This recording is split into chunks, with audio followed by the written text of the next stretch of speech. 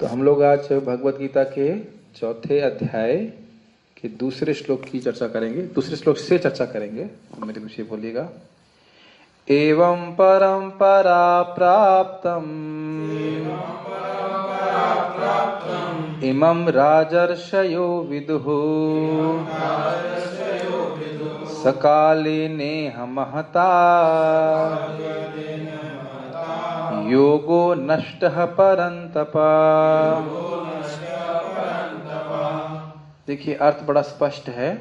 एवं परंपरा प्राप्तम इमं राजर्षयो विदुः, इस प्रकार से इस ज्ञान को, इमं मतलब इस ज्ञान को राजर्षियों ने परंपरा में प्राप्त किया था। परंपरा का याद आ रही है, भगवान ने सूर्यदेव को दिया, सूर्यदेव ने मनु को दिया, विवस्वत मनु को, विवस्वत ने इक्ष्वाकु को दिया, और एवं परंपरा प्राप्त।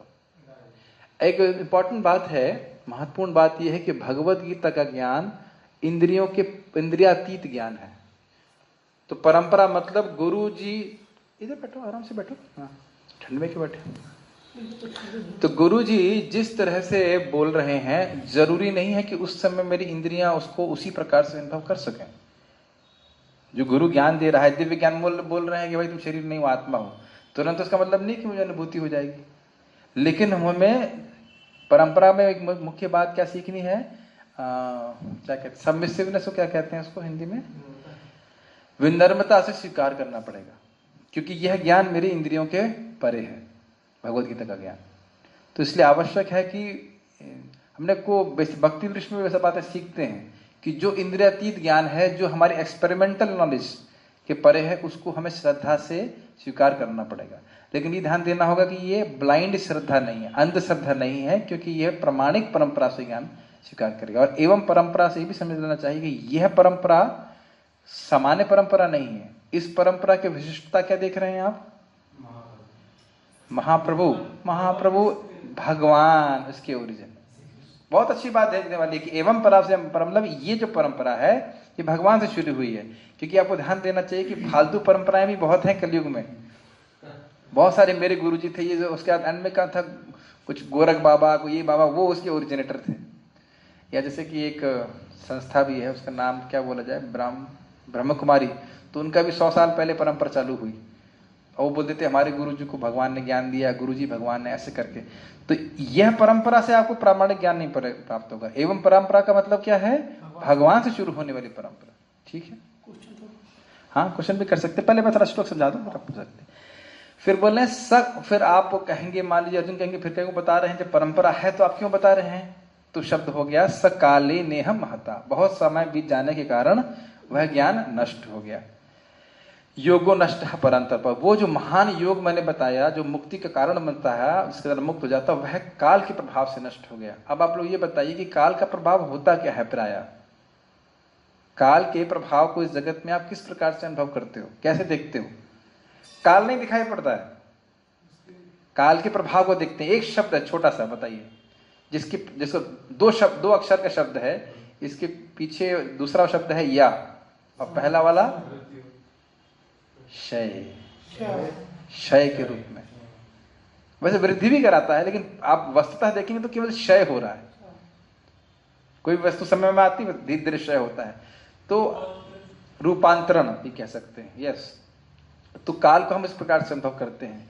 तो अब एक विचार करने वाली बात है कि जो भगवान ने परंपरा शुरू करी, तो क्या हुआ होगा जिसकी वजह से ये कालांतर में ज्ञान नष्ट हो गया। ये कभी विचार किया है, कुछ बोलना चाहते हैं। माइक पे माइक दीजिए। ये थोड़ा विचार करने वाली बात है कि काल से क्या हो गया, कि नष्ट कैसे हो गया।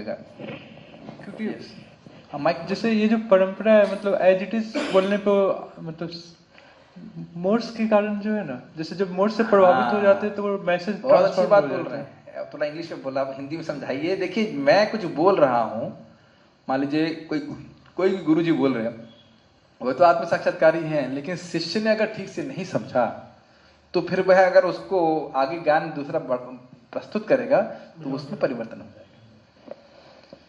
इसके लिए संस्था बहुत महत्वपूर्ण है। संस्था रहती है अगर, तो मान लीजिए किसी व्यक्ति ने कुछ गलत बोला, गलत हो गया, मान लीजिए गलती से भी गलत हो गया, तो दूसरा वक्त से आप पूछ सकते हो। इसलिए संप्रदाय बहुत फायदेमंद चीज है। मान लो कहीं कोई मिस्टेक त्रुटि हो भी रही है तो अन्य भक्त हैं उसको देखने के लिए कि यह कहीं त्रुटि ना हो। तो काल का प्रभाव इस प्रकार से हुआ होगा कि किसी राजर्षि ने या जो भी नहीं रहे, कोई वीण आ गया होगा बीच में या जो भी कह लीजिए, उसने समझा नहीं ज्ञान को और भय ने नष्ट कर दिया। तो भगवान स्वयं देख रहे हैं। और ये भी ध्यान देना चाहिए कि लोग कहते हैं भगवान आते नहीं, भगवान देख रहे हैं कि धर्म की ग्लानि कब हो रही है और कितनी हो रही है और कब आना है और कितनी मात्रा में आना है। ये बात समझ रहे हैं? कितनी ग्लानि हो रही है, धर्म की स्थापना कैसे करनी है, भगवान को पता है। ये तो अभी हम पढ़ने ही वाले हैं। ठीक है, तो इस प्रकार से ग्लानि हुई। हम लोग आगे पढ़ते हैं। श्लोक के शब्द अर्थ समझ में आ रहे हैं, राजर्षि इत्यादि तो आपको समझ में आ रहा होगा। ओके, अनुवाद। इस प्रकार यह परम, आपको कुछ प्रश्न था? यस, माइक दीजिए, पूछिए। हम लोग का जो परंपरा है, गुरु परंपरा है, भगवान कृष्ण से ब्रह्मा, ब्रह्मा से नारद है, इस तरह की अर्जुन का ये परंपरा है, इस तरह का ये अच्छा प्रश्न है, कई बार आता है। देखिए, एक होता है ऋषि परंपरा और दूसरा होता है राजर्षि परंपरा। तो ऋषि परंपरा कभी भिन्न नहीं होती, कभी खराब नहीं होती, लेकिन राजर्षि परंपरा में संभव है। जैसे अब आप देख लीजिए, इस समय कोई राजर्षि नहीं है। एक भी पॉलिटिशियन को भगवद गीता का एक श्लोक भी पता नहीं होगा, और पता भी होगा तो बिल्कुल अलग। अभी मेरा स्टूडेंट वायु सेना में गया है, तो उसमें वो एडमिशन हुआ, तो उसने मुझे श्लोक भेजा कि जिसमें दिखा रहा है भगवान गीता का श्लोक है, जिसमें वो भगवान दिखा रहे हैं कि मैं आकाश में भी हूँ, यहाँ पे भी हूँ। तो फिर उसको इंटरप्रेट किया, जैसे जैसे भगवान आकाश में, वैसे हम भी आकाश में आकर के शत्रु को अटैक करेंगे। तो यह तो गीता का श्लोक अर्थ नहीं हुआ ना, ये तो भगवान का गुणगान नहीं हुआ ना।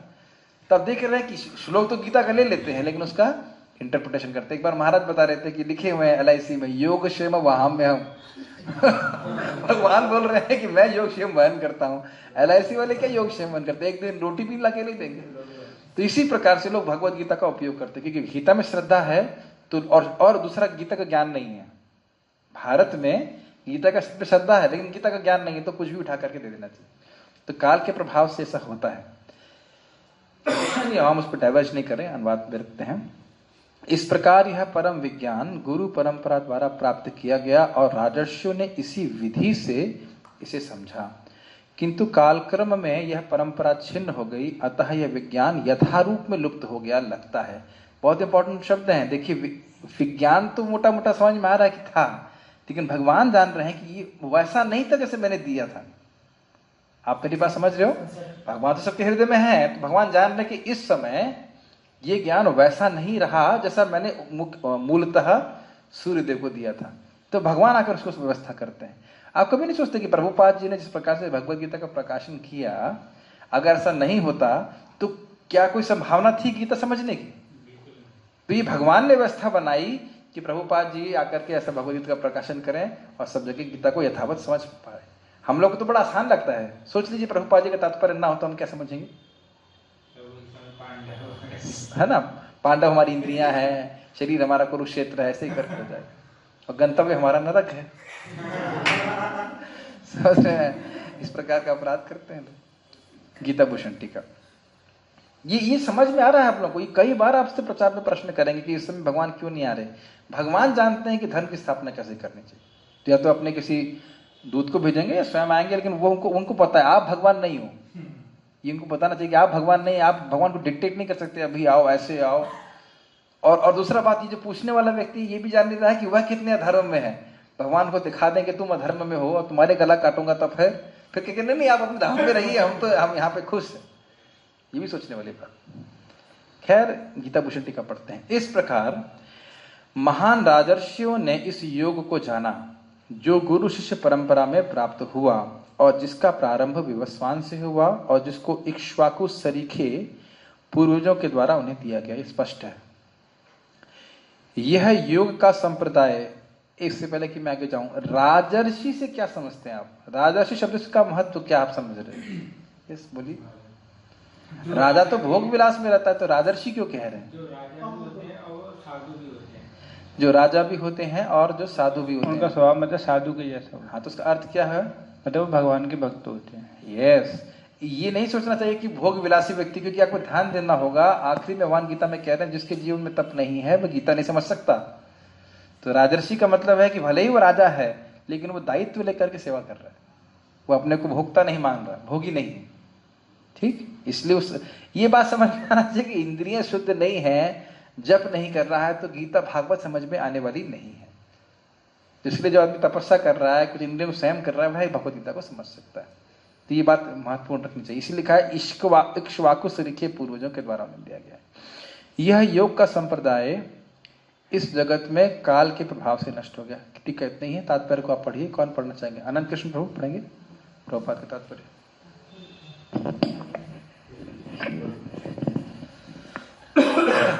यहाँ स्पष्ट कहा गया है कि गीता विशेष रूप से राजर्षियों के लिए थी, क्योंकि वे इसका उपयोग प्रजा के ऊपर शासन करने में करते थे। तो क्या पॉलिटिक्स है इसमें? क्या राजनीति सिखा रहे हैं? हाँ, बहुत अच्छी बात है। राजा का आपको याद है ना वो श्लोक, पिता न सस्यात् जननी न सस्यात् और क्या है, गुरु न सस्यात् माता न सस्यात्, ऐसे करके लिखा है। तो देव राजा बनने का भी अधिकार नहीं है यदि समुपरेत मृत्युम। कितना बड़ा दायित्व है, आप सोच रहे हैं, एक एक प्रजा का ये मतलब व्यवस्था करना कि वह दोबारा जन्म न ले। तो एक मैनुअल की तरह जो है एक राजा को लेना पड़ेगा गीता को, और उसके बाद वह राज्य करेगा। प्रभुपाद जी इसको पृथु महाराज के प्रसंग बताते हैं, कहते हैं ऐसा नहीं क्षत्रिय को शास्त्र पढ़ने की जरूरत नहीं है। ये उसी को आप ले लीजिए, मंदिर का मैनेजर है, तो ऐसा नहीं कि मैनेजमेंट ही करते रहो, उसको ये पता ना कि गीता में गा कहां से शुरू हुआ। समझ रहे ना? तो फिर वो मैनेजमेंट जो है वह लौकिक दृष्टि से होगा, लेकिन शास्त्रीय दृष्टि से मैनेजमेंट होता है। उसका उद्देश्य क्या है, हम सीख रहे हैं। प्रभु जी ने क्या बताया अभी? भगवान की अंततोगत्वा सारे कर्मों को हर किसी को सिखाना है कि वह कर्म करे और भगवान की तरफ उन्मुख हो। ठीक है, ये बात हम भागवत में भी पढ़ेंगे। जो कर्म भगवान को समर्पित होते हैं वह भक्ति का कारण बनते हैं। ब्रह्म कर्मणि भावितम। भले लग रहा है कि बाहर रूप से सामान्य कार्य कर रहा है, लेकिन उस कार्य को भगवान, जब वो भगवान की तरफ समर्पित हो जाता है तो फिर उसके हृदय में भक्ति को जागृत करते हैं। भले वो सीधी भक्ति नहीं है, लेकिन जब कर्म भगवान को समर्पित होने लगते हैं तो फिर धीरे धीरे व्यक्ति शुद्ध होकर के भगवान के पास आता है। ये तो हम सीख ही रहे ना, सब निष्काम कर्म योग इत्यादि में पढ़ी। निश्चय ही भगवत गीता कभी भी आसुरी पुरुष के लिए नहीं थी, जिनसे किसी को भी इसका लाभ ना मिलता, और जो अपनी अपनी सनक के अनुसार विभिन्न प्रकार की विवेचना करते। क्या सीखा आपने इसमें? किसके लिए नहीं है, किसके लिए है? अभी क्या सीखा था? जो राजर्षि है उसको स्पेशली मैनेजर के लिए है। देखा जाए तो सबसे बड़े मैनेजर को दिया जा रहा है, अर्जुन को दिया जा रहा है। और अब स्वभाव की बात है, युधिष्ठिर महाराज को भी मालूम चला होगा, मालूम ही होगा किस लिए। सब यानी कि उस ज्ञान का प्रचार और प्रसार वह पूरे भारत में, पूरे विश्व में हो सके। तो भगवान धर्म की स्थापना कैसे करते हैं आप बताइए? कैसे क्या सीख रहे हो आप? किस प्रकार से भगवान धर्म की स्थापना करते हैं? हमेशा तो भगवान प्रत्यक्ष रूप में नहीं आते, उनके भक्त के द्वारा वह भक्त को शक्ति देते हैं ताकि वह पूरे जगत का संचालन इस प्रकार से कर सके कि पूरे विश्व में प्रचार, उस धर्म को समझ पाए लोग। देखिए, भागवत धर्म समझना इतना आसान है नहीं जितना हम सोचते हैं। तो परंपरा में ज्ञान प्राप्त होता है तो समझ में आ जाता है। नहीं तो क्यों बोलते यमराज जी बहुत मुश्किल है समझना, है ना? नाम का महिमा, भागवत की महिमा, भगवान को प्रणाम, कोई भी भगवान के लिए सेवा करने की महिमा को समझ में नहीं आता लोग कि एक बार प्रणाम करने से जो है, इतना समझ में आता है सूर्य नमस्कार 12 बार प्रणाम करूंगा तो मेरा पेट ठीक हो जाएगा, लेकिन ये समझ में नहीं आता कि एक बार प्रणाम करूंगा तो मेरा जो है जन्म मृत्यु का रोग ठीक हो जाएगा। तो इसलिए भागवत धर्म को समझाने के लिए राजा को जानना बहुत जरूरी है। आप जानते ही हो कि अशोक ने किस प्रकार से बुद्ध को समझा तो बौद्ध धर्म का प्रचार कर दिया। तो ये बहुत बड़ा दायित्व है। पढ़िएगा आगे। अतः जैसे ही असाधु भाष्यकारों के निहित स्वार्थों से गीता का मूल उद्देश्य उच्छिन्न हुआ, उच्छिन्न मतलब ढक गया, वैसे ही पुनः गुरु परंपरा स्थापित करने की आवश्यकता प्रतीत हुई। 5000 वर्ष पूर्व भगवान ने स्वयं देखा कि गुरु परंपरा टूट चुकी है। बोला था ना, भगवान हर क्षण ऑब्जर्व कर रहे हैं कि धर्म कितना डाउन हो रहा है, तो उसके हिसाब से वो चाबी देते। यस। अतः उन्होंने घोषित किया कि गीता का उद्देश्य नष्ट हो चुका है। इसी प्रकार इस समय गीता के इतने संस्करण उपलब्ध हैं, विशेषतया अंग्रेजी में, कि उनमें से प्रायः सभी प्रमाणिक गुरु परंपरा के अनुसार नहीं है। एक बात इसमें इंपॉर्टेंट है। पहले ये मेरा प्रश्न है कि गीता का उद्देश्य क्या है? भगवान की भक्ति करना है तो ठीक है, थोड़ा सा गीता के शब्द में बोलिए। अपना कर्तव्य करते हुए भगवान की भक्ति, अपने कर्तव्य करते हुए भगवान की भक्ति करना, ठीक। सर्वधर्मान, यही बात हम आपको पढ़ा चुके हैं, अगर आपको याद हो। 18वें अध्याय में हमने सीखा था कि कोई व्यक्ति अपने, अब अंत में बलदेव विद्याभूषण जी बोलते हैं कि कोई व्यक्ति स्वीकार करे कि मैं भगवान का दास हूँ, मैं भगवान की सेवा में लग जाऊंगा, सेवा करूँ निस्वार्थ भाव से, तो ये भगवान को सबसे अधिक संतुष्ट करता है। ये गीता का उद्देश्य है। तो सारा गीता के अध्याय का या जितने भी पढ़ रहे हैं उसका उद्देश्य क्या है? सारे धर्मों को छोड़ करके भगवान की शरण में आना, ये एक मूल बात है। उसको नष्ट किया हुआ है, ठीक। दूसरा चीज, जो व्यक्ति प्रामाणिक गुरु परंपरा में नहीं है वो क्या गलती करेगा? अपने मत के अनुसार, अपने मत के अनुसार देगा। तो क्यों देगा? गुरु परंपरा नहीं है, गुरु परंपरा में नहीं है। और एक और, वो क्या सोच रहा है? अपने आप को केंद्र में रखो, सोच रहा है बहुत बुद्धिमान हो। न सिर्फ इतना बुद्धिमान हो, बुद्धिमान नहीं हो, इतना बुद्धिमान हो कि भगवान से अधिक बुद्धिमान हो। भगवान कुछ स्पष्ट नहीं किए तो मैं स्पष्ट करूंगा। जैसे प्रभुपाद जी बोलते हैं सूर्य है तो सूर्य के सामने आपका लालटेन क्या करने वाला है? भगवद गीता सूर्य के समान है, अपनी लालटेन मत दिखाओ सामने से। समझ रहे हैं ना मेरी बात? तो जैसे आप सब जानते हो, सारे धर्मों को छोड़ गए मेरी शरण में आओ, और वो लालटेन चालू कर देते हैं। सूर्य के समान स्पष्ट है, किसकी शरण में जाना है? शानू, गीता के कितने श्लोक पता है आपको? गीता के कितने श्लोक पता है आपको? 5-6। अभी नहीं, मैं बहुत सीरियसली बात कर रहा हूँ। अब ये सर्वधर्मान परित्यज वाला श्लोक का अर्थ क्या है? जरा माइक दीजिए शानू को। समस्त लौकिक धर्मों को त्याग करके मेरी शरण में आ जाओ। मेरी मतलब भगवान की। अब इनको 5-6 श्लोक पता है, लेकिन जो मुख्य श्लोक है उसका अर्थ पता है। और ऐसा हो सकता है जो किसी को 700 श्लोक है पता हो, लेकिन जो मुख्य श्लोक है उसमें मेरा अर्थ नहीं समझ में आता। आप सोच रहे हैं ना, सारा को पता चल गया कि कृष्ण की शरण में जाना है, कृष्ण एक व्यक्ति है, कृष्ण भगवान है। आपको बहुत सिंपल सी बात लग रही है। और 700 श्लोक जानने के बाद भी लोग कहेंगे नहीं, मेरा मतलब भगवान के अंदर ब्रह्म है, उसके अंदर भूत है ना, क्या है वो बोल रहा है, कृष्ण नहीं बोल रहा है, शिव जी बोल रहे हैं, ये है वो। तो आप देखोगे कि ये भ्रांतियां क्यों हो रही हैं, क्योंकि गुरु परंपरा में स्वीकार नहीं कर रहे। ये बात हमको बहुत सिंपल लगती है, लेकिन ये बहुत परिवर्तन कर देगी। समझ गए ना? वेरी गुड, आगे पढ़िए। आनंद कृष्ण।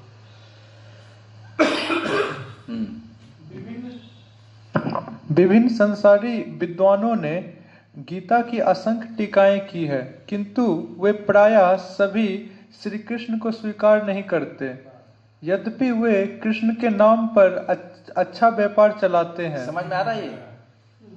भाई गीता की 2-3 बात समझिए। कृष्ण को स्वीकार, श्री कृष्ण को स्वीकार नहीं करते मतलब क्या? वो कहने का अर्थ है क्या वो कहते हैं कि कृष्ण नहीं थे?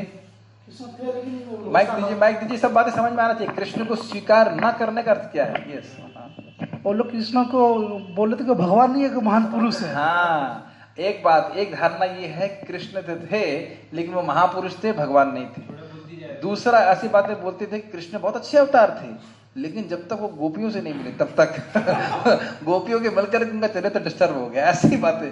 तो ये सारी बातें जो हैं ये सब कृष्ण के ऊपर अपनी मनोकल्पना को धारण करना। जैसे सीधी सीधी बात, अगर हम लोग मल को छू लें तो हमें क्या करना चाहिए? स्नान करना चाहिए। हम मल को पवित्र कर सकते हैं? अच्छा, तो पूरी दुनिया के मल को पवित्र कर सकता है छू करके? सूर्यदेव करते। कितना सीधी बात है ना?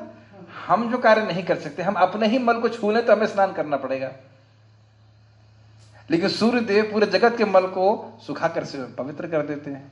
तो यही बात है, अपनी धारणा को, अपनी लिमिटेशन को, इस संस्कृत में बोलते हैं मन्ने आत्मवत जगत, आत्मवत मन्नेते जगत। प्रभुपाद इसको कोट करते हैं। जैसा मैं हूं वो सोचता भगवान भी वैसे ही।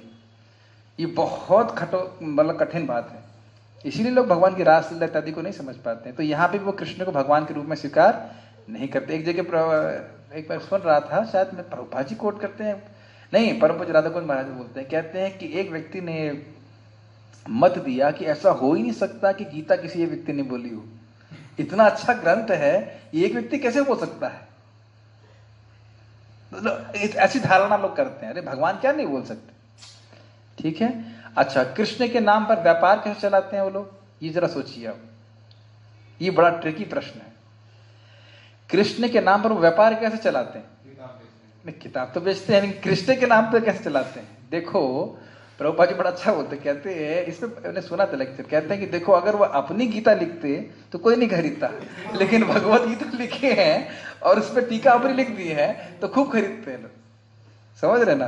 तो है ना, आप कहीं और किसी की ले लेंगे तो नहीं पढ़ेंगे, लेकिन गीता लिखी है, भगवत गीता लिखा है तो विश्वास कर खरीद लेगा आदमी।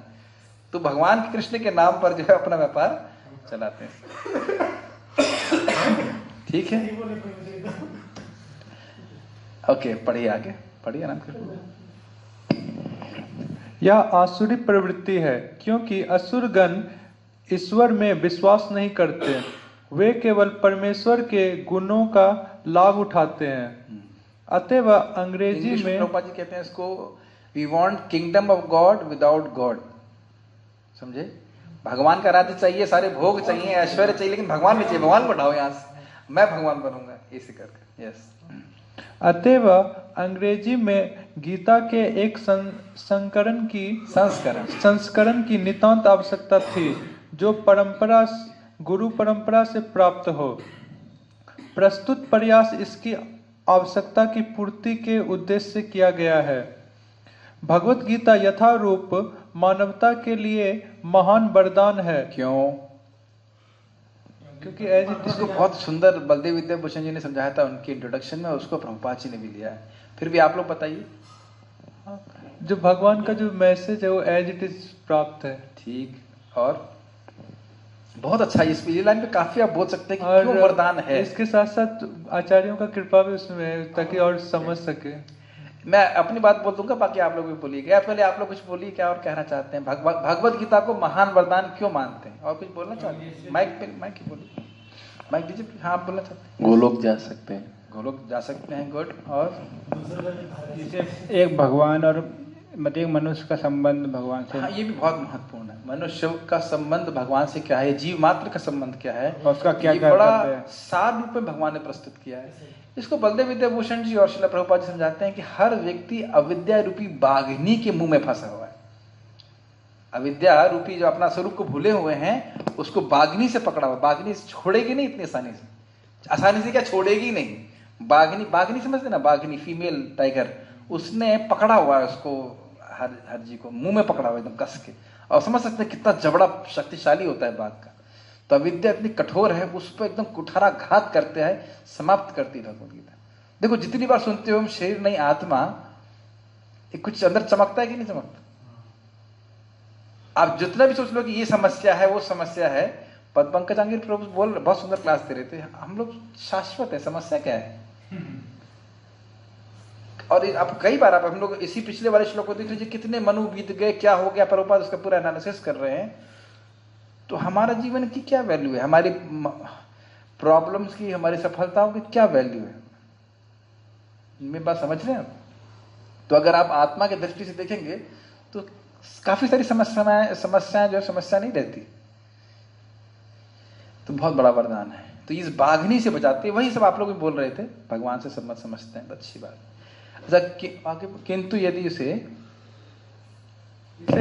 किंतु यदि इसे मानसिक चिंतन समझा जाए तो यह समय का अपव्यय होगा।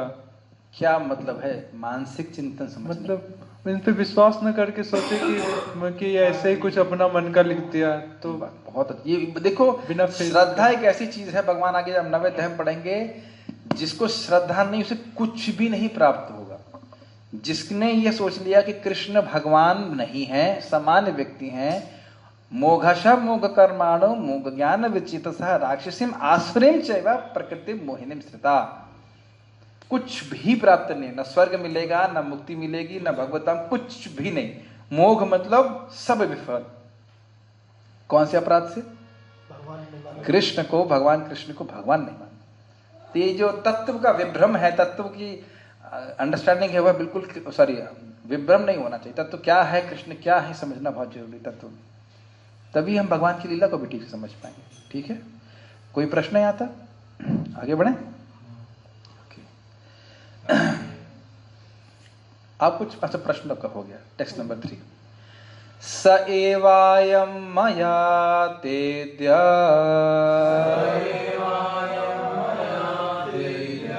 योगः प्रोक्तः पुरातनः भक्तोऽसि मे सखा चेति रहस्यं हि तद उत्तमम्। स एवायं मया तेद्य, अद्य ते मतलब आपको, मया मतलब मेरे द्वारा, एव निश्चय ही, अयम स एवायम, अयम कहाँ गया? अनुवाद में अयम नहीं दिख रहा ना? स एवायम, अयम इसमें शब्दार्थ में नहीं है, मिस्टेक है लग रहा है, मतलब उसमें होगा, बुक में होगा, मैं तो इंटरनेट से कॉपी किया था। तो अयम मतलब ये ज्ञान, अयम होना चाहिए ना, शब्दार्थ में नहीं है। नहीं वो तो है, शब्दार्थ में नहीं है, शब्दार्थ में मिस्टेक हो गया। शब्दार्थ में मैंने इंटरनेट से कॉपी किया था। अगर भगवत गीता होगी तो दिखाइएगा, हिंदी वाली है तो है आपके पास, रूम में लेके आ सकते हैं, जरा देख लीजिएगा। खैर इसका अयम का अर्थ होता है ये ज्ञान। तो स एवायम, वही, एवं निश्चय ही, ऐसा मत सोचना कि मैंने कुछ अलग बोल रहा हूं, वही जो मैंने सूर्यदेव को दिया वही ज्ञान दे रहा हूं मेरे द्वारा, मया ते, आपको, अद्य मतलब आज, वही मैं ज्ञान आपको दे रहा हूं। कौन सा, किस प्रकार का ज्ञान? तो कह रहे हैं योगः प्रोक्तः पुरातनः, पहले जो मैंने बोला था उसी योग के ज्ञान को मैं आपको दे रहा हूं। योग मतलब भक्ति योग, निष्काम कर्म योग इत्यादि। क्यों दे रहे हो मेरे को? भक्तोसी, आप भक्त हैं। किसके भक्त हैं? भक्तोसी में, मेरे भक्त हैं। मेरे का मतलब कृष्ण है, ठीक है। और न सिर्फ भक्त हैं, भक्त में भी क्या विशिष्टता है? सखा है, साख्य भाव में है।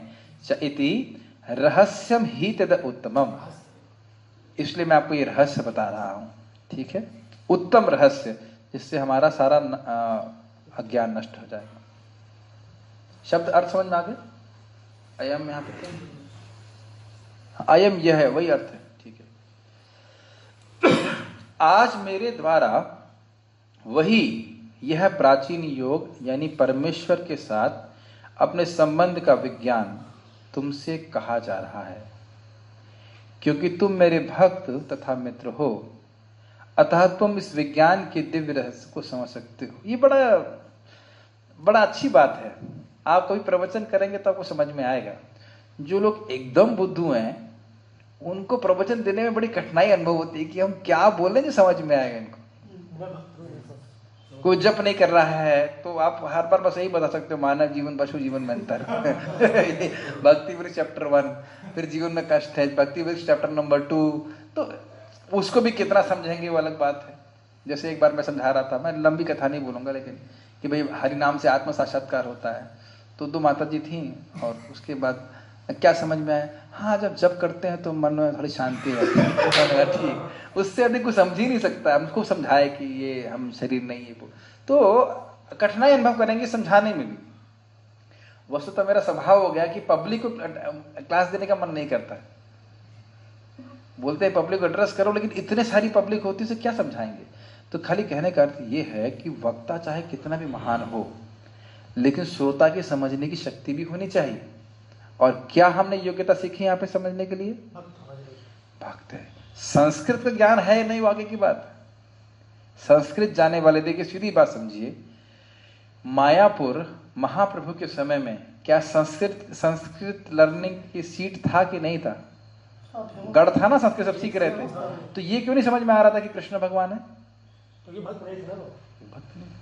केवल आप बड़ा स्पष्ट चेतन भागवत पढ़ेंगे, केवल जो आदित्याचार्य जी थे वही व्याख्या करते थे, भक्ति परक व्याख्या, बस गीता की, और कोई नहीं करता था।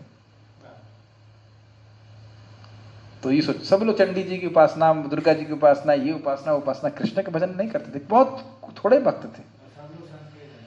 आप सोचो प्रभुपाद जी पहले क्या लोग क्या गीता नहीं पढ़े? लेकिन जो लोग परंपरा में प्राप्त नहीं किए, मैं सच्ची बता रहा हूँ, हम भरतपुर में जाते हैं, माता जी एमए वगैरह बहुत पढ़ी हुई संस्कृत, कह रही हम लोग गीता पढ़ चुके हैं, ईशो उपनिषद पढ़ चुके हैं, लेकिन प्रभुपाद जी का पुस्तक पढ़ रहे तब समझ में आ रहा है।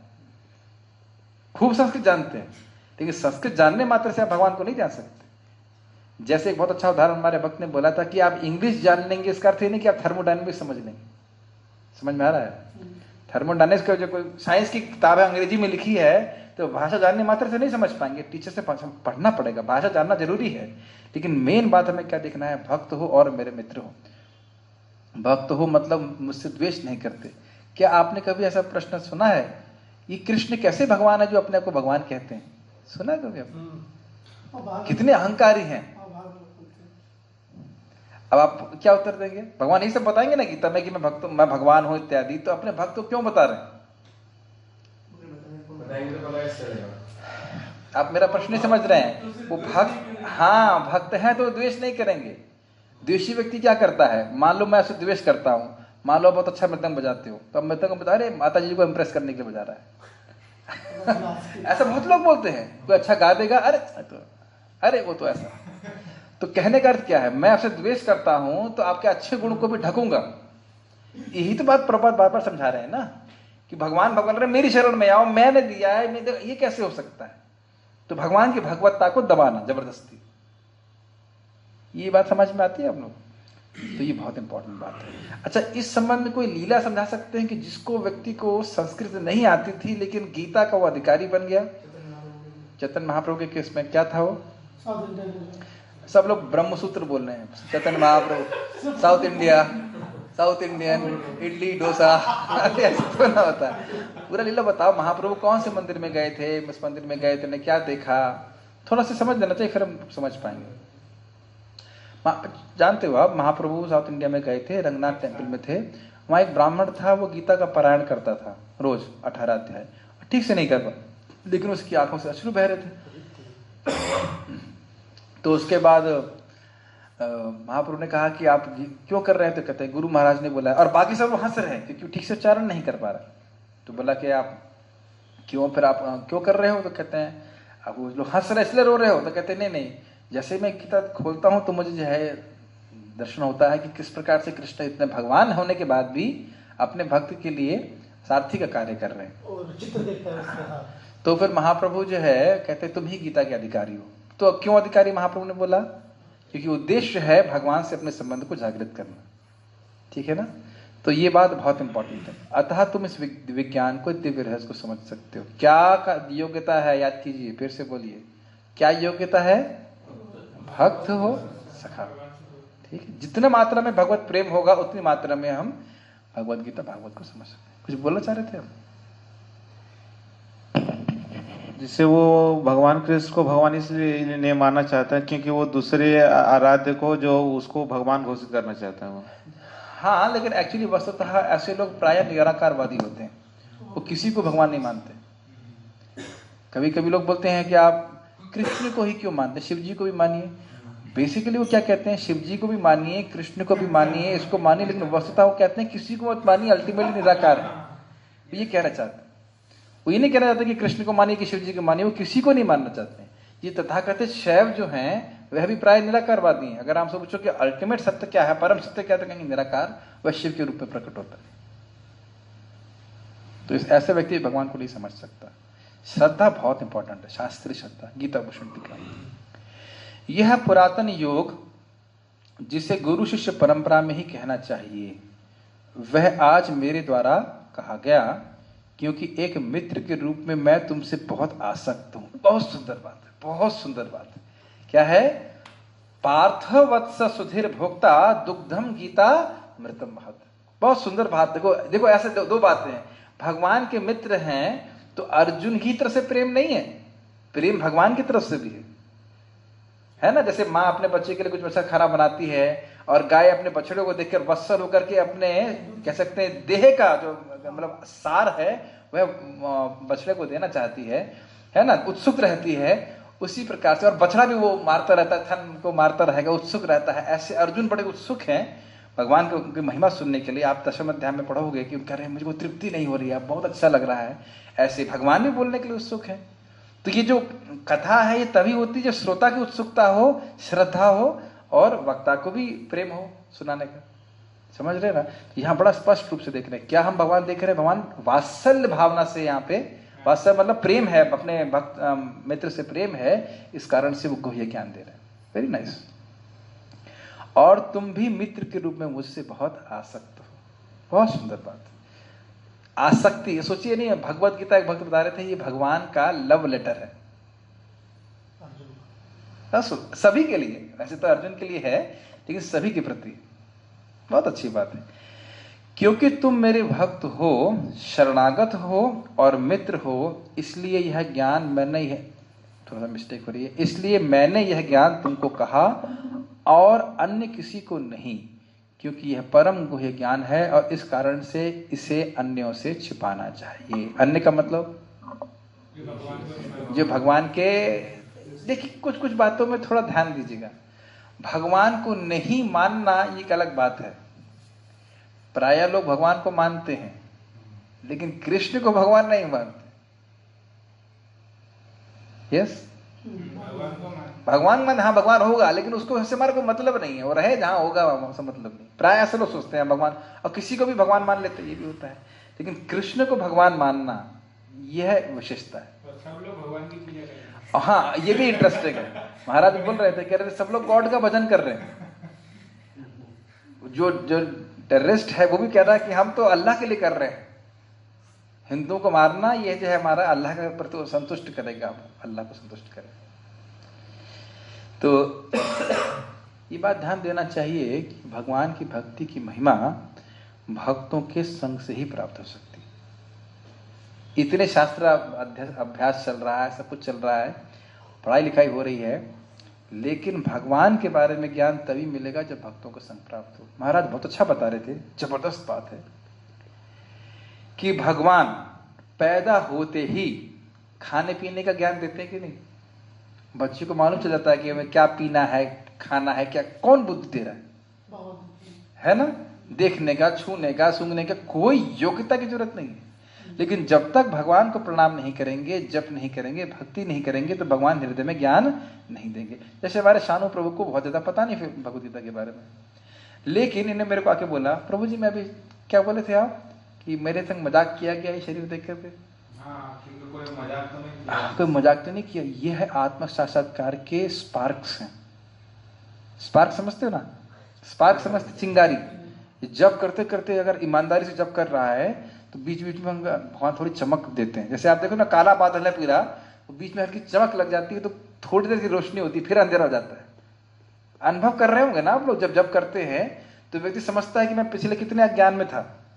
जो भी माला कर रहा है, भागवत सुन रहा है, गीत सुन रहा है, उसके बीच में भी चमक आती रहती है। मैं खाली ये बोल रहा हूँ कि भगवान ज्ञान चमकाते हैं धीरे। बाकी आपके माता पिता को सब चमका रहे हैं, नहीं चमक रहा।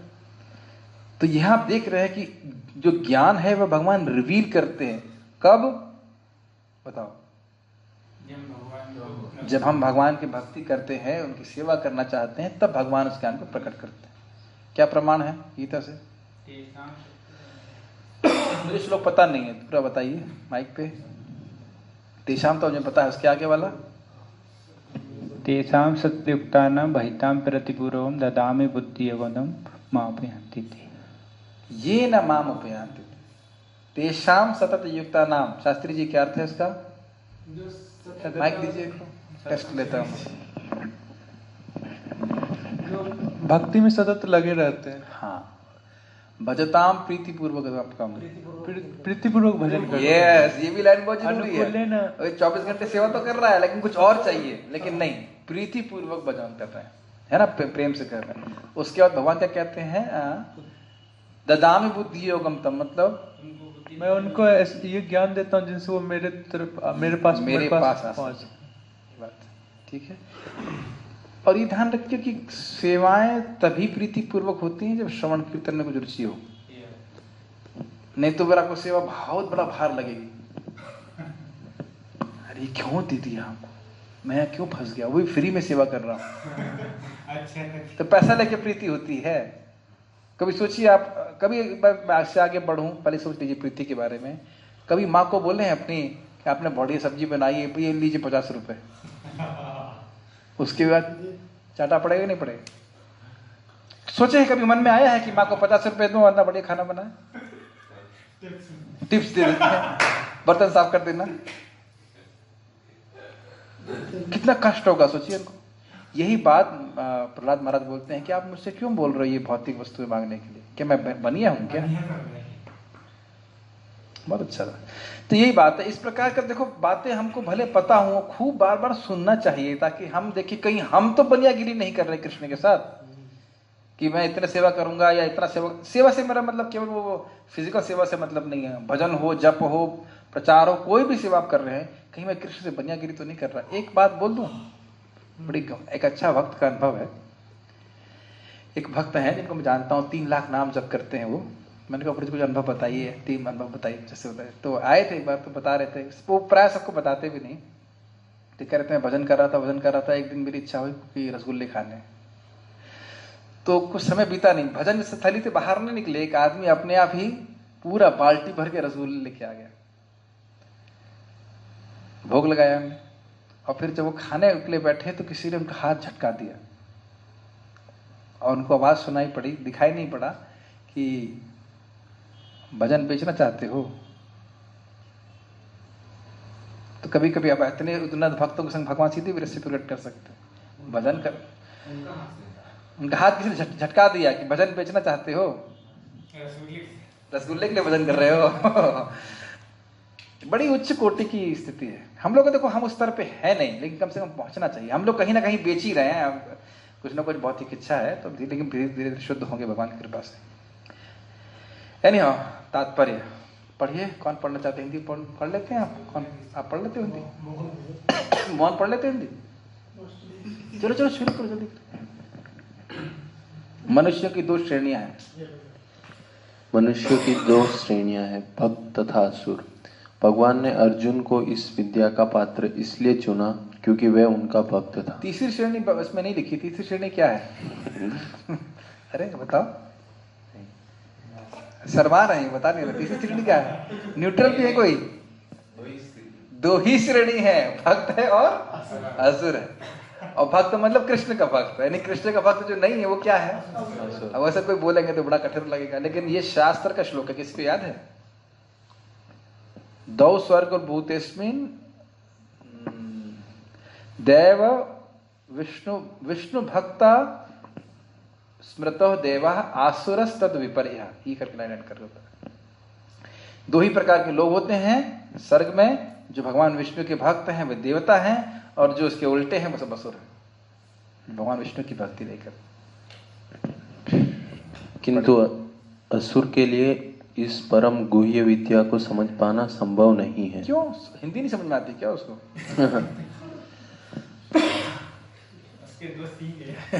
क्या असुर के 2 सींग होते हैं? पहले मैं अपने बाबा जी से पूछता था क्या असुर होते हैं, राक्षस होते हैं?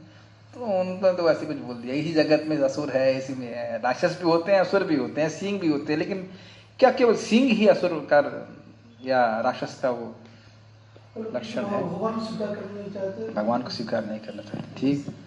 इस परम ज्ञान ग्रंथ के अनेक संस्करण उपलब्ध है। इनमें से कुछ भक्तों की टीकाएं हैं और कुछ असुरों की। काफी अच्छा। प्रभुपाद बड़े स्टाइल से टीका लिखे हैं, सीधे असुर बना दिया है ना। यानी गीता के तथाकथित व्याख्याकार को भी प्रभुपाद जी असुरी कह रहे हैं। क्यों? भगवान को स्वीकार नहीं करते। यस। जो टीकाएं भक्तों द्वारा की गई हैं वे वास्तविक है, किंतु जो असुरों द्वारा की गई है वे व्यर्थ है। थोड़ा समझ लीजिए, एक जगह श्लोक आता है, भक्त्या तो भागवत ग्रहया न तो मिधया न टीकया। तो भागवत जो है भक्ति के द्वारा समझी जाती है, न बुद्धि के द्वारा न टीका के द्वारा। तो फिर हम प्रभुपाद जी की टीका क्यों पढ़ रहे हैं? अरे संस्कृत में शिव जी बोल रहे हैं कि न बुद्धि समझ में आती है और न टीका से समझ में आती है। मैं जानबूझकर आप लोगों से उगलवाना चाहता हूं एक बात जो प्रभुपाद जी अपने तात्पर्य में लिखते हैं। वो टीकाएं असुरों की नहीं होनी चाहिए। समझ रहे हैं ना मेरी बात? भागवत भी अप्रामाणिक टीकाएं बहुत सी हैं, प्रामाणिक टीकाएं बहुत कम हैं। जो भी कम ज्यादा मुझे पता नहीं, लेकिन अप्रामाणिक टीकाएं बहुत है। तथाकथित इम्पर्सनलिस्ट भी खूब टीकाएं लिखने लगे इसके ऊपर, तो वो गलत होती है। तो वैसी टीकाओं को पढ़ करके नहीं होगा। केवल संस्कृत ज्ञान जान करके भागवत में नहीं समझ में आएगी। भक्ति मतलब, भक्ति का मतलब ये हो गया कि गुरु परम में स्वीकार करना है। भक्ति का कोई एक अलग से मतलब नहीं हो गया। अब मेरी बात समझ पा रहे हैं? भक्ति का कोई अलग मतलब नहीं है। साधना भक्ति करोगे तो जितनी भक्ति है उतनी समझ में आएगी। तो साधना भक्ति करने में मुख्य बात क्या है? गुरु स्वीकार करना। गुरु कहाँ स्वीकार करना चाहिए? परंपरा में स्वीकार करना चाहिए। तो गुरु परंपरा में मार्गदर्शन में भक्ति करेंगे तो भागवत समझ में आएगी। कहीं कोई इसमें विरोध भी हो तो प्रस्तुत करिए, ठीक है ना। अर्जुन श्री कृष्ण को भगवान के रूप में बोल रहा हूं कि कभी कभी अगर आप मान लीजिए आचार्यों की टीका पढ़ते हैं तो लोग श्लोक कोट कर देते हैं कि टीका पढ़ के भागवत समझ में नहीं आएगा। लेकिन यह अर्थ नहीं है। प्रभुपाद जी इसमें एकदम एकदम दिखाऊंगा, आप सर्च करना वेदव्यास में, इमेजिनरी कमेंट्रीज बोल रहे हैं। भागवत बहुत बार ये श्लोक कोट करते हैं, अरे प्रवचन करने से भगवान समझ में नहीं आते। और कुंती महारानी क्या बोल रही हैं? श्रुण्वन्ति गायन्ति गृणन्ति अभीष्टशः स्मरन्ति नन्दन्ति तवे हितं जनः तएव पश्यन्ति अचेरेण तावकं भव प्रवाहो परमं पदाम्बुजम्। जो आपके बारे में श्रवण करते हैं, कीर्तन करते हैं, स्मरण करते हैं, प्रसन्न होते हैं, तो वही लोग भगवान जो है कि भगवान को देख पाएंगे। अचेरेण बहुत जल्दी देख पाएंगे। तो अर्थ क्या हुआ? मनगणंत प्रवचन से, मनगणंत श्रवण से आप भगवान को नहीं समझ सकते, कितना ही प्रवचन कर लीजिए। लेकिन शास्त्र पे, गुरु परंपरा के आधार पे अगर हम डिस्कशन करते हैं तो भगवान स्वयं बोल रहे हैं कि मैं ज्ञान नष्ट करूंगा। क्या इन बातों को समझ पा रहे हो? इस श्लोक का गलत एप्लीकेशन इतना हुआ है कि कोई लिमिट नहीं है। और क्लासेस में भी लोग ऐसा बोल देते हैं, अरे प्रवचन करने से कुछ नहीं होता। तो फिर तुम प्रवचन क्यों कर रहे हो? क्यों बैठे क्लास देने के लिए? बताइए, समझ में आ रहा है? मनगणंत प्रवचन से फायदा नहीं तो फिर श्रवण कीर्तन भक्ति फिर काय के लिए? बताइए। ठीक। अर्जुन श्री कृष्ण को भगवान के रूप में मानता है, अतः जो गीता भाष्य, मुझे लगता है वो भगवान का मित्र है इसलिए मानता है। भक्त। हाँ, तो कृष्ण का भक्त है इसलिए भगवान मान रहा है। हम शिव जी के भक्त हैं, हम शिव जी को मानेंगे। दीजिए समझ रहे ना आप? अरे आप तो इस्कॉन वाले कृष्ण के भक्त हो इसलिए कृष्ण को मानते हो। यस, पहले भी जो महान आचार्य है जैसे नारद मुनि लोग स्वीकार किया है। Very good. श्लोक याद आ रहा है? असित देवलो व्यासा स्वयं चैव ब्रवीषि में। बहुत सारे ऋषि मुनियों ने भी स्वीकार किया। ऐसा नहीं कि फ्लैटरिंग कर रहे हैं भगवान। यस। अतः जो गीता भाष्य अर्जुन के पद चिन्हों का अनुसरण करते हुए किया गया है वह इस परम विद्या के पक्ष में वास्तविक सेवा है। एक और बात ध्यान देना चाहिए, भगवान बोल रहे राज विद्या राज गुह्यम पवित्रम विदमोत्तमम प्रत्यक्षावगमम धर्मम सुसुखम कर्तुम अव्ययम। आपको प्रत्यक्ष दर्शन होगा इसका। तो ये भगवत गीता भागवत के ज्ञान से भगवान का दर्शन प्राप्त करने के लिए, नहीं तो किसके लिए भाई बताइए? फिर क्यों भगवान इसको पढ़ेंगे? और इससे बातें भगवान आगे बोलेंगे, बहुवो ज्ञान तपसः पूता मद भावम आगतः। शुद्ध हुए हैं इस ज्ञान के द्वारा। तो ये ज्ञान हमें शुद्ध करने के लिए। पढ़िएगा आगे। किंतु असुर भगवान कृष्ण को उस रूप में नहीं मानते। किस रूप में नहीं मानते? कृष्ण के रूप में। कृष्ण के रूप में तो कृष्ण को मानते हैं, भगवान के रूप में। बार बार रिपीट कर रहा होता क्या कि ये बात थोड़ा ड्रिल होकर समझ में आ जाए। यस। वे कृष्ण के विषय में तरह तरह की मनगढ़ंत बातें करते हैं। और जैसे तो ये हटा क्यों रहे हैं माइक? बताइए। कृष्ण रासलीला करते हैं, और तो रासलीला तो करते ही हैं, उसमें क्या दिक्कत है? उनको वह भौतिक। हाँ, वे कृष्ण के विषय में तरह तरह की मनगढ़ंत बातें करते हैं। और वे इसका अर्थ समझते हैं मनगढ़ंत। मन में गढ़ लेना, अपने मन में ही, मन की फैक्ट्री में कुछ छपा देना, छाप करके छाप देना। याद है महाराज को कथा बताते हैं उसकी, कृष्ण की आत्मकथा। बोले कोई बिहारी व्यक्ति था, बिहारी बोका, उसने लिख दिया और महाराज को दे दिया पढ़ने के लिए। उसने बोला मैं कृष्ण हूँ, मेरा जन्म मथुरा में हुआ और फिर मेरे पिताजी लेके चले गए। वो अपने मन गढ़ंत तरीके से कृष्ण की लीला जो है बता रहा था। तो मैं तो फेंक दी किताब तो ऐसे कर। शास्त्र से सुनना चाहिए। हाँ। और वे आप खुद सोचो, एक एक्सपेरिमेंट करना, किसी भी व्यक्ति से करना नहीं चाहिए, लेकिन किसी भी व्यक्ति के संग आप खाली मानसिक ऊह-पोह करो। जैसे आज हमारे समुद्र प्रभु ने दिन में क्या किया, इसके बारे में आप खाली मन से सोचते रहिए कि क्या किया होगा सुबह से। आप कुछ बता पाएंगे? किनसे मिले, क्या सेवा किए, कि सोए, कि खाए, कि क्या नहीं खाए, कुछ भी नहीं सोच सकते ना। अभी तो ये तो है सामने ना। एक दिन की घटना आप नहीं बता सकते, और किस उद्देश्य से क्या किया, मैंने क्या किया। और सोचो इतनी लंबी, वो लोग हिंदी में कहेंगे फेंकते हैं, कि कृष्ण के बारे में बोलना चालू कर दिए जो आज से 5-4 साल पहले आए थे। भगवान है ना, सोचने वाली बात है ना। अच्छा चलो, हो सकता हो आपने इनके रूम में जाकर इनके कपड़े छान करके आप समझ जाएंगे कि क्या करते हैं। मैं इसलिए बोल रहा हूँ क्योंकि आजकल जो आर्कियोलॉजिकल एक्सकेवेशन करते हैं ना, खोद रहे हैं और उससे समझ लेंगे कि कृष्ण ने क्या बोला था। आपने सुना बचपन में कि वो बोल रहे थे जो कृष्ण ने गीता बोली थी वो शब्द अभी भी विद्यमान है, रिसर्च कर रहे हैं कि वो शब्द क्या है, सब पकड़े हैं। अरे गीता में लिखा है क्यों नहीं समझ स्वीकार करते, एज इट इज लिखा है वो स्वीकार नहीं करनी। तो बड़े ढोंग की बात है। सोचो कि न्यूटन ने F=ma बोला, तो क्या उस शब्द को पकड़ने का प्रयास करोगे या जो किताब में लिखा है वो स्वीकार करोगे? बताओ क्या बोलेंगे? पढ़े ना फिजिक्स, क्या करते हैं हम लोग? न्यूटन जब था उसने क्या बोला उसको हम पकड़े, कैसा करते हैं हम लोग? कौन सी जगह? कुछ भी नहीं करते ना, किताब में लिखा है पढ़ लेते हैं, काम में आ जाते हैं। और ये भी रिसर्च नहीं करते कि वो लॉ ठीक है कि नहीं, व्यक्तिगत रूप से नहीं करते, वहां भी श्रद्धा रखते हैं। तो खाली बात यह है कि मन गढ़ंत तरह से भगवान के बारे में कुछ कहना ये बहुत बड़ा अपराध है, नहीं करना चाहिए। कभी नहीं बोलना चाहिए कि आज से एक प्रवचन बोल दिया, हो सकता है कि गंगा जी में स्नान करके उस स्वर्ग की प्राप्ति हो जाए। मुझे इतना क्रोध आया, हमने कहा पास कैसे गंगा जी के बारे में बोल दी? मैं बोला नहीं उस भक्त को मैंने, आप ये कैसे बोल सकते हो कि हो सकता हो बस गंगा जी से इतने फायदा हो कि स्वर्ग की प्राप्ति हो जाए? तो ये कैसे बोल सकते हैं हो आप? इतनी बड़ी बात आप गंगा जी के बारे में कैसे बोल सकते हैं? आप पढ़िएगा उसमें भागवत में टीका में लिखा है गंगा जी का दर्शन मात्र से मुक्त हो जाता है, स्पर्श करने मात्र से अविद्या नष्ट करती है। ये बस इतना बोला जाता है कि उस पर थोड़ा समय लगता है। हाँ, चरण कमल की प्राप्ति होती है, जो गंगा जी में संस्कार होता है उसका उद्धार हो जाता है। तो यही सब बातें हमारे प्रवचन में कमी आ जाती है जब हम उसको कुछ ऐसी बात बोल दें जो हम पढ़े नहीं हैं गुरुजनों के मुख से या सुने नहीं है। गलतियां करते हैं, डिवोटी भी ऐसे कर देते हैं। हो सकता है कि बस खाली स्वर्ग की प्राप्ति हो जाए, और ये वो नहीं समझ रहे हैं कि कुछ लोग बहुत ध्यान पूर्वक सुन रहे हैं कि क्या वो बोल रहे हैं। तो सब बातें ध्यान रखनी चाहिए। किसी के संबंध में भी बड़ा अपराध हो जाता है, गंगा जी के संबंध में या फिर भगवान के संबंध में। उनकी महिमा हम अपनी भौतिक इंद्रियों से नहीं समझ सकते। तुलसी जी के संबंध में ये सब शास्त्र देख करके समझना बोलना चाहिए। मैं आपको बता रहा हूँ, बातें चलती रहती हैं, बीच बीच आती रहती हैं। यस। और वे कृष्ण के उपदेश मार्ग से सामान्य जनता को गुमराह करते रहते हैं, ऐसे को।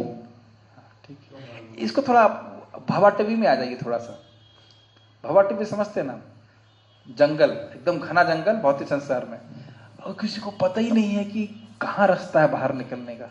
हाँ, इस रास्ते चले जाओ, वहां कीड़े काट रहे हैं, उस रास्ते चले जाओ, वहां अजगर है, इस रास्ते चले जाओ। तो जो व्यक्ति स्वयं ही अंधा है और भवटवी में फंसा हुआ है, उससे ये पूछो कि ये क्यों नहीं स्वीकार करते कि तुम अंधे हो। मेरी बातें समझ में आ रही हैं? भगवान के बारे में बड़ी बड़ी बातें बोलते हैं। कोई तो मुझे बोल रहा था, हाँ, जिले में एक व्यक्ति था, बच्चा बोला मेरी श्रद्धा कम हो गई। ये बेवकूफ से सुन के आ गया वो भगवान के बारे में। आप मेरी एनालॉजी समझ रहे हैं? जंगल में है, घोर जंगल है, अंधकार है, और वो व्यक्ति अंधा है, तथाकथित गुरु। आप सोचिए, और उससे कोई पूछ रहा है तो यह भी स्वीकार नहीं कर रहा है कि वो अंधा है। अगर आंखें भी होती तो अंधकार में कितना समझ में आएगा, और उस पर भी अंधा हो तो समझ रहे ना। इसी को बोला जाता है, मैं कई बार से बोलता हूं, अंधा यथांधे रूपनी माना। मैं अंधा हूं और आप भी अंधे हैं, और आप मेरे कंधे पे हाथ रखे हैं, और आप क्या सोच रहे हैं? गुरु जी को दिखाई पड़ रहा है, और गुरु जी बोल रहे कि मैं भी अंधा हूं। ये हो रहा है, तो कहां गिरेंगे बताइए? गड्ढे मैंने खाई में ऊपर उठाने वाला नहीं है कोई। बहुत डेंजरस है ये बात। तो ये भगवत गीता का ज्ञान देना बहुत जरूरी है। जनता को कुछ पता नहीं है, कुछ पता नहीं। जनता को भगवान के बारे में कुछ भी बोल देंगे ना, अगर उसकी इंद्रिय तृप्ति से मैच करेगा तुरंत स्वीकार कर लेगा, गुरु बना लेगा। एग्जैक्टली। जनता को, प्रभुपाद भी आज बहुत अच्छा कोटेशन था कि व्हाट इज द वैल्यू, कि 4-5 गधे आपको बोले बहुत अच्छा बहुत अच्छा कुछ गधे आपको बोलते हैं बहुत बढ़िया, बहुत बढ़िया आदमी है साहब, बहुत अच्छे आदमी है, बहुत ईमानदार आदमी है। तो क्या मतलब है? भगवान की नजर में हमने कोई सेवा की है? पढ़िए आगे। ऐसे कुमार्गों से बचने के लिए यह एक चेतावनी है। मनुष्य को चाहिए कि अर्जुन की परंपरा का अनुसरण करे और श्रीमद् भगवद गीता के इस परम विज्ञान से लाभान्वित हो। अर्जुन की परंपरा मतलब श्रौत परंपरा, गुरु परंपरा में स्वीकार करें। क्या एक श्लोक और ले लें या आप थके? Yes yes. यहाँ पे भगवान कृष्ण बोले कि मेरा जो गीता ज्ञान है इसलिए मैं अर्जुन को दे रहा हूँ, ये मेरा भक्त है हाँ। और सखा है। तो मेरा क्वेश्चन ये है कि अगर गीता ज्ञान के लिए साख्य भाव जरूरत है, जैसे वात्सल्य है, माधुर्य भाव है, वो लोग क्या ज्ञान? देखिए हाँ भगवत गीता में जो बोल रहे हैं भक्त और सखा हो, हाँ, तो सखा तो मतलब भक्ति होनी चाहिए कि वो किसी भी रस में हो, उससे कोई मतलब नहीं। वो तो फिर प्लस वो रस को प्राप्त करके तो भगवत गीता का सारा साक्षात्कार अपने आप ही हो जाएगा तो उपलब्धि हो गई। अब ये अच्छा बात है क्योंकि आप ये नहीं कह सकते कि युधिष्ठिर महाराज को भगवत गीता का ज्ञान नहीं था। कोई कभी कभी ये प्रश्न करते हैं, अरे भाई युधिष्ठिर महाराज भी तो थे, खाली अर्जुन को ही क्यों दिए, क्या युधिष्ठिर महाराज कम भक्त हैं? तो क्या उत्तर है? उनको भी ज्ञान। मेरा प्रश्न समझ रहे हैं? कोई कहे कि भाई अर्जुन को ही क्यों ज्ञान दिया, युधिष्ठिर महाराज को क्यों नहीं दिया? युधिष्ठिर महाराज भी तो भक्त हैं, तो क्या भक्त नहीं है, क्या दोस्त नहीं है? नहीं, भगवान ने चुन करके अर्जुन को दिया। अगर युधिष्ठिर महाराज को दिया तो तब कहते अरे अर्जुन क्या भक्त नहीं है? तो प्रश्न तो बना ही रहता। हर व्यक्ति को भगवान चुन करके एक माध्यम बनाते हैं, तो अर्जुन को भी ज्ञान दिया और युधिष्ठिर महाराज को भी ज्ञान दे सकते थे। ऐसी कोई बड़ी बात नहीं कि युधिष्ठिर को ज्ञान नहीं दिया या युधिष्ठिर महाराज कम प्रिय हैं, ऐसा नहीं है। किसी किसी विशेष स्थिति में किसी विशेष भक्त को माध्यम बना के भगवान ज्ञान देते। सखा मतलब कोई भी रस में दास हो सकता है। हाँ, सखा का अर्थ यह भी है कि स्निग्ध है, उनका भगवान के प्रति प्रेम है। तो ये तो हम लोग ने भागवत में भी पढ़ा था, क्या है? स्निग्धस्य शिष्यस्य गुरुवो गुह्यमप्युतः। तो शिष्य जो है स्निग्ध भाव का होता है। स्निग्ध मतलब प्रेमवत, सीधा समय कहते हैं, इसका प्रेम है। तो ये भगवान से प्रेम से सुन रहे हैं, तो ये होता है। आप अपने प्रत्यक्ष प्रचार में देख लो ना, जो बड़े श्रद्धा से सुनते हैं उनको बोलने का मन करता है। और ऐसे कोई को बोले कि भाई हाँ 500 रुपये जमा कीजिए, हम जमा किए हैं, क्लास दीजिए, तो ना मन करता है। ये आध्यात्मिक ज्ञान इस प्रकार से ट्रांसफर हो नहीं सकता। अगले वाले श्लोक में अर्जुन का प्रश्न उठेगा, तो उसको मैं जो है अगले क्लास पे लूंगा। प्रश्न करेंगे कि भाई आप जानते हैं प्रश्न क्या है, कि आप तो अपरम भवतो जन्मा परम जन्म विवश होता है, तो थीम चेंज होगी तो उसको हम अगली बार लेंगे।